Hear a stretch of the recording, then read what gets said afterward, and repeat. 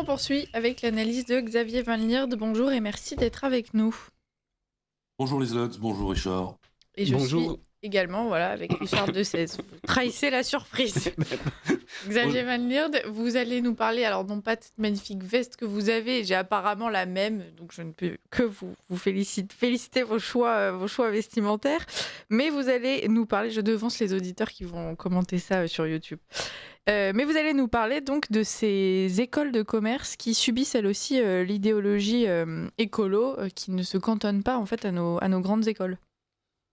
Oui, écoutez, oui, aujourd'hui, je vais briser l'illusion commune selon laquelle il serait possible aux jeunes Français d'échapper au naufrage éducatif en rejoignant les établissements d'excellence que représenteraient encore les grandes écoles de commerce. Alors, ça me semble nécessaire car c'est une croyance encore très répandue, tout particulièrement dans la bourgeoisie. Je parle de la bourgeoisie à l'ancienne, hein. Vous savez, ces gens qui ne croient plus tous en Dieu, mais qui en revanche continuent de croire dur comme fer à la valeur travail, au mérite, à l'entreprise, au secteur privé. Et qui, du coup, voient dans les écoles de commerce des sortes d'arches de Noé flottant à la surface de l'océan de médiocrité qui a submergé beaucoup de nos universités. Alors vous le savez, le parcours scolaire universitaire est devenu en France une sorte de vaste sauf qui peut. Et dans ce jeu, les grandes écoles de commerce étaient vues comme des cartes maîtresses pour sauver ces enfants du déluge de calamités gauchistes qui se sont abattus sur l'enseignement supérieur français depuis les années 70 et puis encore depuis. Marxisme, post-marxisme, structuralisme et désormais wokisme, indigénisme, transgenrisme et autres nuances de mélanchonisme. Mais voilà, si l'on en croit une étude récemment publiée par le Centre d'études et de recherche universitaire, le CERU, eh bien cet espoir est malheureusement très déraisonnable, car les grandes écoles de commerce françaises seraient, de leur côté, des foyers de radicalisme écologique. L'accusation est grave, mais elle est hélas, mille fois hélas, extrêmement bien documentée par cette étude. L'auteur, Morgane Dorifovo, qui est professeur de droit à l'université d'Amiens, s'est plongé dans le cursus des principales écoles de commerce, et il faut reconnaître que ce qu'elle a découvert ressemble plus au programme d'une université d'été d'Europe Écologie Les Verts, pendant Sandrine Rousseau, qu'à une école de commerce à l'ancienne. Alors c'est bien simple, on se demande s'il se fixe vraiment pour but de former des futurs cadres d'entreprise ou s'il s'agit d'une filière de recrutement de militants pour des groupes écolo-radicaux, genre Extinction Rebellion ou Soulèvement de la Terre. Alors vous pensez peut-être que j'exagère, alors je vous ai préparé un petit florilège qui, vous le verrez, tourne autour du mot éclairé. Car leur ambition n'est plus de former, c'est trop vulgaire, c'est trop terre-à-terre, mais d'éclairer. L'ESSEC explique ainsi, je les cite, que sa raison d'être s'articule autour de éclairer, diriger, changer. Et d'expliquer, je les cite toujours, qu'éclairer, c'est mettre l'éducation au service d'une meilleure compréhension du monde, car l'école vise à former des leaders engagés en faveur de l'environnement et de l'inclusion. C'est beau, hein, ça donne envie de s'inscrire tout de suite. Mais ne vous précipitez pas, car la concurrence est rude. Tenez, HEC estime, je le cite toujours, que sa marque distinctive est de former des responsables éclairés, capables de poser les bonnes questions, mais aussi d'y apporter des solutions avec un impact positif sur les organisations, les citoyens et la société. Marque distinctive, mon œil, car leurs concurrents d'EML Lyon sont sur le même créneau et proclament EM Lyon Business School s'engage à former des personnes éclairées qui transforment les organisations avec efficacité pour une société plus juste, solidaire et respectueuse de la planète. Et on pourrait continuer comme ça pendant des heures, car les autres écoles ne sont pas en reste. Il s'agit toujours de former des managers éclairés, ça c'est Grenoble École de Management, des leaders éclairés, ça c'est Catch Business School, ou mieux, des leaders responsables éclairés. Il y a une sorte d'inflation, ça c'est ISC Paris. Alors vous me direz, tout ça c'est du baratin pour plaquettes publicitaires, ce qui compte, c'est l'enseignement, le contenu des cours. Eh bien justement, force est de reconnaître que pour éclairer leurs étudiants aux enjeux du climat qui change, et de la planète qu'il faut sauver, eh bien ces écoles ne lésinent pas. Un exemple. L'étude du CERU nous apprend ainsi que dans toutes les grandes écoles, les étudiants doivent commencer par participer à la fresque du climat. Je ne sais pas si vous savez ce que c'est la fresque du climat, je vais vous expliquer. C'est une sorte de jeu collaboratif et pédagogique dans lequel les participants, un peu infantilisés, créent une sorte de fresque à l'aide de petites cartes qui sont inspirées des rapports du GIEC et donc du changement climatique pour ensuite être éclairés dans le feu de l'action sur la catastrophe qui surviendra si on ne fait rien. Oui, parce qu'en termes de catastrophisme, ils y vont à fond, la fresque du climat, hein. D'ailleurs, c'était créé par un militant écologiste qui est partisan de la décroissance d'une part, mais qui a même traversé auparavant une phase quasi sectaire de survivalisme et de collapsologie. Vous voyez le tableau. Et c'est pas tout. Les étudiants des 4 plus prestigieuses écoles passent également un test de certifiant leur sensibilisation au développement durable. Les étudiants d'HEC en passent même 2. D'abord en début de cycle et un deuxième en fin de master, afin, je cite, de mesurer l'impact des enseignements proposés à HEC et de garantir un niveau de connaissance minimum en matière de développement durable. En gros, vous l'avez compris, il s'agit de vérifier qu'ils ont été suffisamment éclairés. Et il y a de grandes chances qu'ils le soient, car les contenus académiques ont également été modifiés pour faire de la place aux enjeux de développement durable, qui portent sur le climat et de la biodiversité, mais aussi sur la diversité tout court d'ailleurs, hein, car nous sommes tous des habitants de la planète, n'est-ce pas? Alors, les étudiants de M Lyon bénéficient ainsi d'un cours obligatoire d'introduction aux enjeux climatiques de 10 semaines, dont le but est, je cite, de favoriser la mobilisation autour du changement climatique, compte tenu de la menace existentielle qui pèse sur notre époque. À HEC, les étudiants doivent, eux, participer à un parcours engagement, au cours duquel ils auront la joie d'être instruits par François Gemène, principal auteur du 6e rapport du GIEC, qui appelle, lui, à une réinvention du capitalisme et à une transformation radicale des modes de production, de consommation et de distribution des richesses. À l'EDEC, ils suivent un cours obligatoire intitulé Limites planétaires et modèles économiques durables, destiné à les sensibiliser à la question de l'épuisement des ressources et du dépassement planétaire. Alors ici, une précision s'impose. Comme le souligne le rapport du CERU, dans tous ces cours, l'écologie est présentée systématiquement sous l'angle de la décroissance. Ainsi, en 2022, HEC avait fait de la décroissance son thème de rentrée en invitant Timothée Parric. Timothée Parric est chercheur en économie écologique et spécialiste de la décroissance et de la post-croissance. Et il présentait son livre « Ralentir ou périr, l'économie de la décroissance ». À cette occasion, il a ainsi pu expliquer aux élèves que la décroissance est incompatible avec le capitalisme, si bien qu'en fait, il n'y a d'autre choix que de rompre avec lui. Bah oui, parce que sinon, on va tous mourir. Alors, je pourrais continuer comme ça toute la matinée, en soulignant qu'au-delà des cours dédiés aux enjeux climatiques et écologiques, toutes les écoles ont truffé leurs autres matières de cette préoccupation qui, in fine, finalement, irrigue l'ensemble de leur enseignement. Alors, ce qui frappe dans cet engouement soudain et massif, c'est son uniformité. D'une école à l'autre, on retrouve les mêmes cours, les mêmes références, les mêmes termes, le même acharnement à décliner un même discours très normé et formaté et qui se déploie au niveau mondial. Car le même discours, figurez-vous, est dispensé au terme près dans toutes les business schools occidentales. Alors, comme l'explique très bien l'étude du CERU, cette uniformité est favorisée par l'essor des classements internationaux. Les grandes écoles, en effet, évoluent dans un environnement, un marché, en fait, très concurrentiel. Pour survivre, elles doivent être bien classées. Or, depuis une vingtaine d'années, eh bien, les critères de ces classements ne sont plus seulement fondés sur des critères académiques comme ils le devraient, mais sur des critères de conformité idéologique. Pour ne prendre qu'un exemple, dans le classement établi par le Financial Times, l'un des plus prestigieux, les critères portant sur l'enseignement des enjeux climatiques et de développement durable comptent pour plus d'un tiers de la note. Il s'agit donc d'un mouvement de normalisation mondiale, et même mondialiste, puisqu'il consiste à aborder tous les problèmes économiques et sociaux à l'échelle non plus des pays, mais à l'échelle de la planète, et de créer ainsi une sorte d'élite économique mondiale qui résonne à cette échelle, et bien évidemment pas à l'échelle de leurs pays respectifs, pas à l'échelle de la France en ce qui nous concerne. Alors, les conséquences de cette dérive sont évidemment mortifères. En effet, alors que la France doit impérativement parvenir à se réindustrialiser, concocter une élite économique élevée dans la suspicion à l'égard de l'entreprise et de l'industrie, c'est évidemment pas l'idée du siècle. Voilà pourquoi, dans leur état actuel, j'en reviens au début de mon propos, les grandes écoles de commerce françaises ne sont hélas plus la solution, mais un problème de plus à résoudre. Alors, tout ça est bien décourageant, mais il ne faut pas se décourager. D'ailleurs, l'histoire même des écoles de commerce nous incite à ne pas baisser les bras. En effet, on l'ignore souvent, mais elles sont nées en 1870, juste après la défaite de Sedan, et précisément dans le but de fournir à la France des dirigeants économiques compétents, capables de participer à sa prospérité, son rayonnement et même à sa puissance. Rien ne dit donc que demain, les écoles de commerce ne renoueront pas avec cette glorieuse origine. Après tout, 1870, c'était pas rigolo non plus, et on s'en est remis, donc j'allais dire au boulot. Merci Xavier Van Lierde pour cette analyse et on en discute avec Richard de Sèze.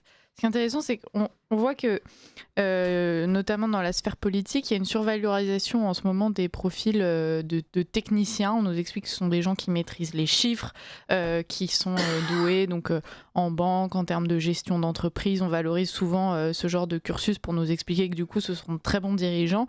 Et aujourd'hui, ce qu'on voit, On a c'est vu que... le résultat. Hein. Voilà, alors déjà on a vu le résultat et en plus ce qu'on observe c'est que même dans ces écoles qui sont censées former cette élite de techniciens, et bien en fait on a une mutation et donc on se retrouve avec un contenu qui devient ultra idéologique bien au-delà de la technique. Oui, oui, mais en fait, je pense que tout au long du cursus scolaire, en réalité, la conformité est devenue un des critères de réussite pour passer dans la classe suivante. Et ça se poursuit, hélas, maintenant aussi dans l'enseignement supérieur et aussi dans les îlots d'exigence qu'étaient les grandes écoles. C'est ce qui est. C'est-à-dire que ce n'est pas seulement, ce ne sont pas seulement des ornements. On le voit avec le test d'HEC en entrée et en sortie de cursus. C'est vraiment ce qui est attendu. Il est attendu qu'on récite le catéchisme décroissant, post-ceci, post-national, post-capitaliste, qu'on récite un catéchisme une sorte de culte voué à la planète, à Gaïa, qu'il faut sauver. Parce que c'est l'autre aspect qu'il faut développer dans cette affaire, c'est qu'il y ait un enseignement sur les enjeux environnementaux et l'écologie. C'est très bien, mais c'est la vision dans laquelle il est déployé, qui est une vision d'une part totalement technophobe et d'autre part hostile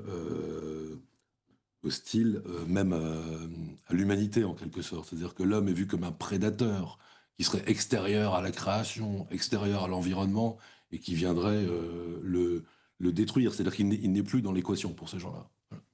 Voilà. Je voudrais revenir sur 2 points, cher Xavier. D'une part, pour modérer votre enthousiasme qui me paraît totalement déplacé, effectivement, les écoles de commerce et Sciences Po sont nées suite à la guerre de 1870, et Sciences Po très précisément, voilà, parce qu'il s'agissait de réarmer les élites, de les réarmer intellectuellement et moralement, parce que le constat qui avait été fait, c'était que cette défaite venait du fait que les Français n'y croyaient plus. Et donc, voilà, 150 ans après la création de Sciences Po, on voit où on en est rendu. Et donc, je ne sais pas, voilà, il faut peut-être attendre. Voilà, je ne sais pas si le redressement va permettre d'aller très rapidement vers une certaine excellence. Je tiens à préciser aussi que d'ailleurs, une partie de ces écoles de commerce, et non pas les moins fameuses, ont été créées par l'enseignement catholique qui, une fois de plus, avait largement devancé la République, puisque toutes ces écoles étaient privées à la base, pour justement créer des gens capables de commercer et de commercer intelligemment, et que là comme ailleurs, l'Église catholique a réussi à abandonner ce terrain et à complètement laisser tomber la spécificité de son enseignement en matière commerciale. Je voudrais surtout insister sur un élément supplémentaire pour doucher une fois de plus votre enthousiasme et faire en sorte de nous ramener tous mon enthousiasme. Bon, d'accord. C'est le fait que ce que vous décrivez dans les écoles de commerce, c'est exactement ce qui se passe dans les écoles d'ingénieurs aussi. On l'a vu, et des auditeurs de Radio Courtoisie nous avaient alertés en nous envoyant les programmes de différentes écoles d'ingénieurs spécialisées dans les télécommunications, l'agriculture, l'informatique, où on se retrouve avec des cursus qui sont en partie scientifiques, mais avec systématiquement des fins de journée consacrées à des séminaires animés par Daniel Obono, de la sensibilisation aux causes LGBT, et donc on voit que le wokisme a décidé que l'enseignement supérieur était un terrain de choix, et d'ailleurs on voit bien aussi que tous ces gens qui veulent en fait avoir un métier et gagner de l'argent ont besoin aussi d'avoir des croyances de luxe, c'est-à-dire ont besoin d'avoir les croyances qui vont bien et qui permettent dans les salons de s'excuser de vouloir faire du blé en expliquant que bien sûr j'ai envie d'être riche et j'ai envie d'avoir un vrai métier contrairement à un étudiant de sociaux, mais en revanche rassurez-vous, voilà, je suis parfaitement conscient des enjeux de la planète, de la nécessité de l'inclusion des LGBTQIA+, dans le domaine du travail. Et donc, on se retrouve donc avec une bourgeoisie qui, comme d'habitude, évidemment, ne croit plus en Dieu, mais croit aux formes morales extérieures nécessaires à une vie sociale. Voilà, donc on ne parle pas de bon Dieu et de politique à table, mais il est légitime, évidemment, de parler de sauver la planète, en faisant d'ailleurs des voyages d'études en avion en Amérique du Sud pour observer des tribus lacustres et s'extasier sur la manière dont ces gens-là vivent simplement. Alors, pour tenter de défendre, pour une part, je suis d'accord avec tout ce que vous avez dit, pour tenter de donner des raisons d'espérer quand même. En préparant cette chronique, j'ai appelé quelques amis qui travaillent dans ce type d'établissement. Et ils me disaient que les choses s'étaient passées en deux temps distincts. Dans un premier temps, il y avait une forte demande des étudiants pour disposer de ce type d'enseignement. Ils étaient moteurs, c'est-à-dire que voilà, les nouvelles générations, et notamment les publics féminins de plus en plus nombreux dans ces écoles, réclamaient plus d'enseignement et un état d'esprit tourné non seulement vers l'écologie, mais aussi le féminisme radical, enfin bref, tout le pack wokiste. Et aujourd'hui, il y a une énorme lassitude. C'est-à-dire qu'il y a une énorme lassitude parmi les étudiants, tant et si bien qu'il n'est pas rare, et c'est totalement inédit, c'est un professeur qui me confiait ça, que lorsque les cours vont trop loin dans ce genre de délire idéologique, ce soit les étudiants eux-mêmes qui mettent le holà, voire s'opposent au discours qui est délivré. Comme c'est nouveau, voilà, je livre cet élément à nos auditeurs, à chacun d'y voir un signe d'optimisme ou pas. Moi, j'en vois un. Et le second signe d'optimisme, c'est quand même tout ça partait quand même donc de classements établis aux États-Unis de façon à formater l'ensemble du monde occidental sur leur mot d'ordre. Bon, il se trouve que ça n'a échappé à personne. Il y a eu comme un petit changement aux États-Unis, c'est-à-dire qu'il y a une reprise en main, y compris des plus prestigieuses universités américaines, par l'administration Trump. Alors certes, on en a encore qu'à la phase du bras de fer, mais il est quand même possible qu'il y ait une inflexion. On a vu aussi que toute l'industrie de la tech et autres qui était à fond dans les délires climatiques et le discours apocalyptique commence à s'en dégager, peut-être parce que les serveurs qu'ils utilisent pour développer l'intelligence artificielle sont très consommateurs d'énergie et que donc il faut qu'ils réalignent leur discours avec la réalité. Toujours est-il qu'il n'est pas sûr quand même que ces classements restent en l'état parce qu'il y a une sorte de vaste chamboulement idéologique aux États-Unis et donc dans tout l'Occident. Il est possible que alors, comment les écoles de commerce françaises vont-elles réagir à cela ? Il y a deux possibilités. Soit elles se réalignent avec les nouveaux mots d'ordre, on peut le souhaiter, soit comme le font aujourd'hui nos dirigeants, ils s'érigent en refuge pour ceux qui continuent à prôner ce discours-là, ce qui serait évidemment une catastrophe et un anachronisme dramatique. Au-delà d'être un refuge, ils ont l'impression d'être une espèce de tête de gondole et d'ouvrir une nouvelle voie vertueuse.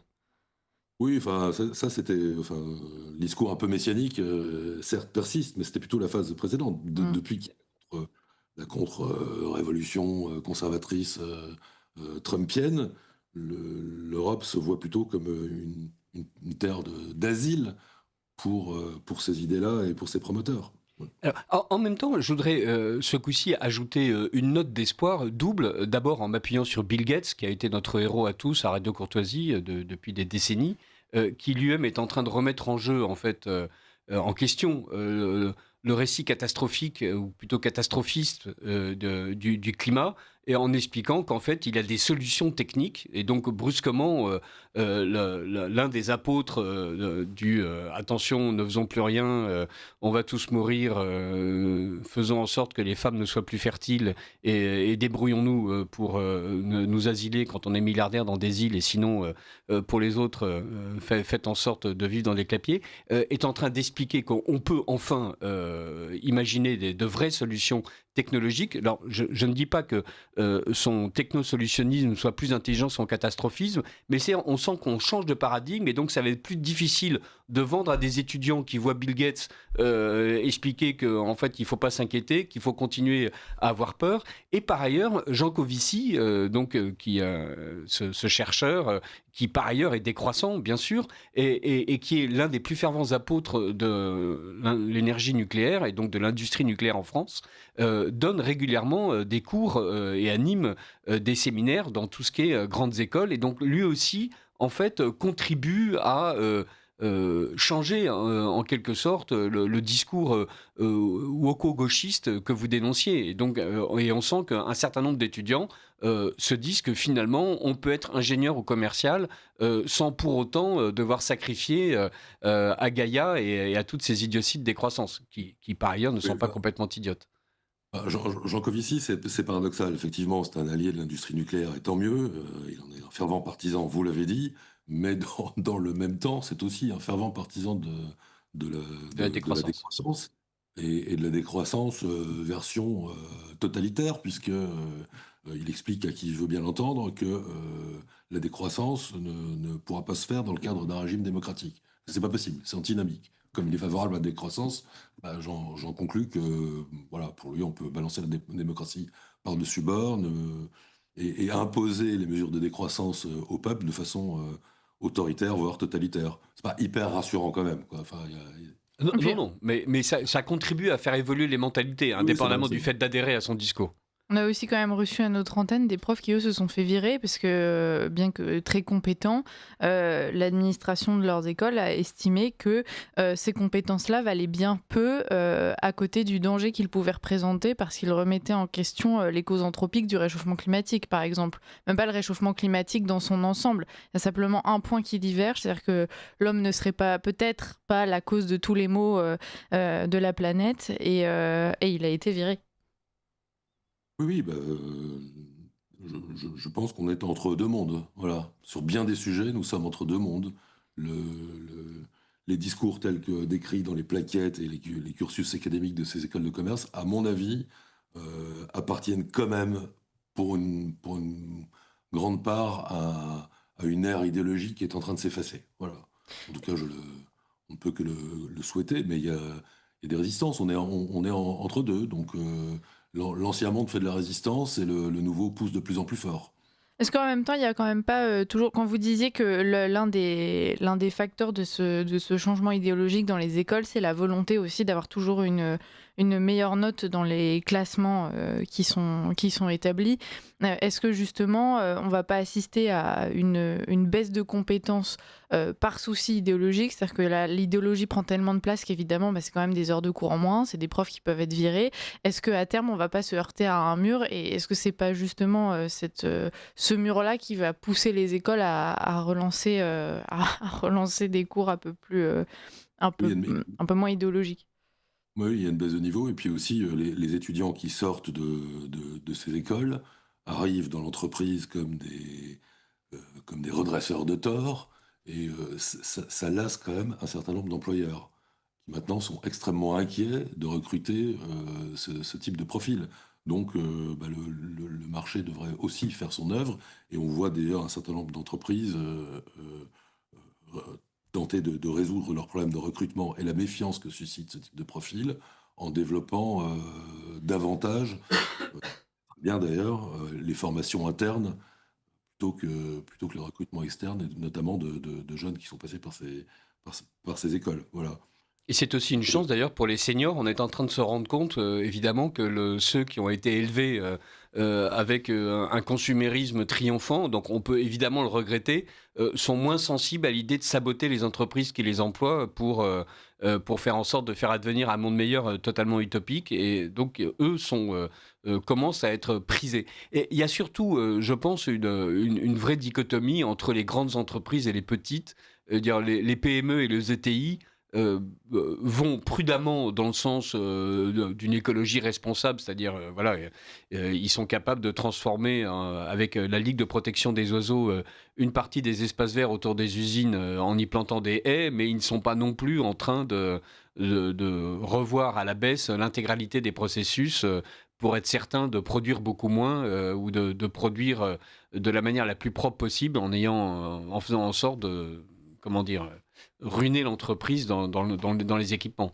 En fait, il faut avoir plus peur, je pense, là aussi, de la lente réaction des pouvoirs publics qui, maintenant qu'ils ont réussi à endoctriner toute la population et à recruter des fonctionnaires persuadés qu'ils doivent sauver la planète contre le secteur privé, qui, eux, vont continuer à être capables de produire des normes aberrantes et de conduire des contrôles absolument tatillons là où il ne devrait pas y en avoir. Oui, certainement. Il y a une inertie de l'État sans aucun doute.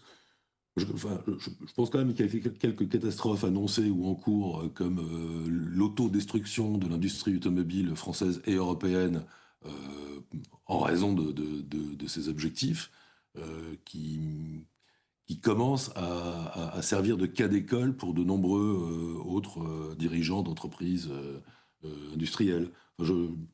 Voilà, une fois encore, je crois que ce discours-là a atteint ses limites à bien des égards. Il a atteint ses limites pratiques parce qu'on voit qu'il provoque des catastrophes dans notre tissu industriel, mais aussi il est un peu lassant. L'exemple que je vous prenais des étudiants qui s'opposent maintenant à leurs professeurs, c'est très clairement aussi un effet de lassitude, c'est-à-dire que le côté catéchisme, prêchi, prêcha, et l'absence de complexité, et donc en fait tout ça une matière finalement tellement peu intéressante.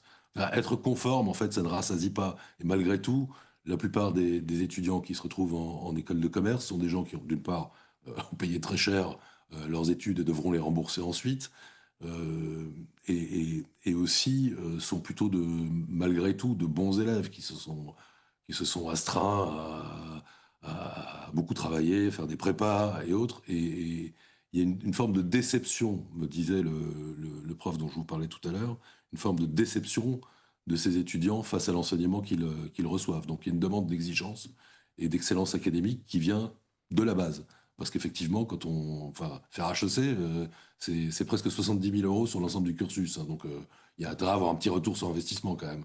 Donc si c'est pour entendre des couillonnades décoloniales ou décroissantes, je pense que certains ont envie de dire rembourser. Voilà.